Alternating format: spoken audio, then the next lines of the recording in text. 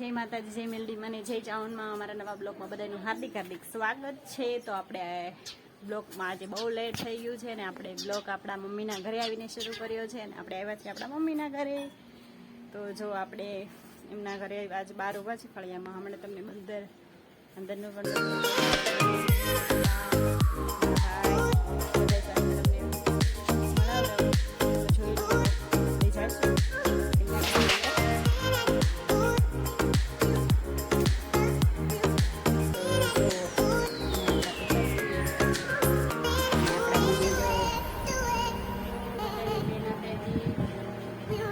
આપણા મમ્મી છે એમની તો તમે જોયા છો, પણ મારા પપ્પાને હજી તમે નહીં જોયા. જો આર્યનભાઈ તો ખાટલા નીચે રમે છે, એને વિશુભાઈ બે દાદાને જગાડવાનો પ્લાન કરતા લાગે છે.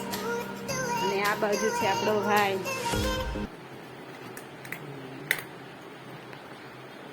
જો એ રમે છે ફ્રી ફાયર.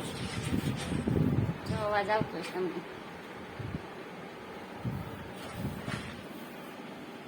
જો એને વેકેશનમાં ફ્રી ફાયર જ રમે. તો જો આ મારા મમ્મીનું ઘર છે, તો આ મારા દાદી છે એ ઓફ થઈ ગયા છે. આ છે મારો ભાઈ, આ છે મારા મમ્મી પપ્પા, આ પણ મારો ભાઈ છે ને આને અમને તો તમે ઓળખતા દેશો.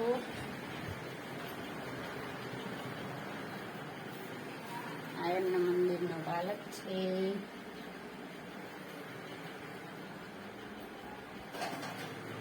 તો ચાલો તમને બહાર બતાવ. જો અહીંયા એક ચપટી બેનનું ઘર બનાવેલું છે, મૂકેલું છે. ઝાડવા વાવેલા છે.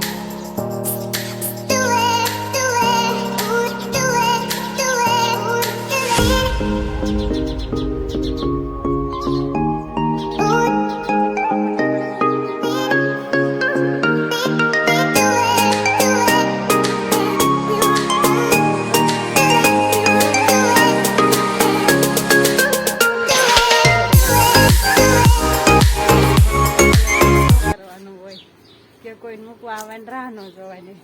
જ્યારે એમ થાય મમ્મીને ઘર આવું છે, ચપ્પલ પહેરીને હાલતા.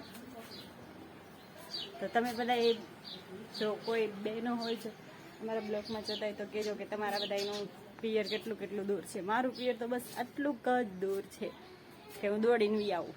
અને આર્યનનું મામાનું ઘર નજીક. આર્યનને પણ જ્યારે દોડી નાખું હતી આર્યન પણ દોડીને વી આવે. એટલે વેકેશન કરવા જવાનું પડી ન હોય આપણે, અને જવું હોય તો ઠેલો ભરવાનો હોય. તો ચાલો બ્લોકમાં બધા બન્યા રહીજો. જો આપણે બાના ઘરે થઈને લઈ આવ્યા છીએ અને કામકાજ હતું થોડુંક, એટલે કામકાજ કરી નાખ્યું છે. રેડી થઈ ગયા છીએ આપણે, તૈયાર થઈ ગયા છીએ. ચા પાણી બધાએ લઈ લીધા છે. આપણે કાંઈ ચા પીતા નથી. 5 વાગી ગયા છે અને શું જો આ બધું બહુ જ બહાર ધૂળ ઉડે છે. આજના વાતાવરણ બહુ બધું ઉડે છે. વાદળા તો રોજ તમે જોવો જ છો, હું રોજ તમને બતાવું જ છું. તો હજી જો આર્યનભાઈ જાગ્યા નથી, બના ઘરે રમીને થાક્યા હતા, સૂઈ ગયા છે. વિશુભાઈ જાગી ગયા છે. તો ચાલો તમને વિશુભાઈ બતાવું. એના મામા પણ આવ્યા છે. જો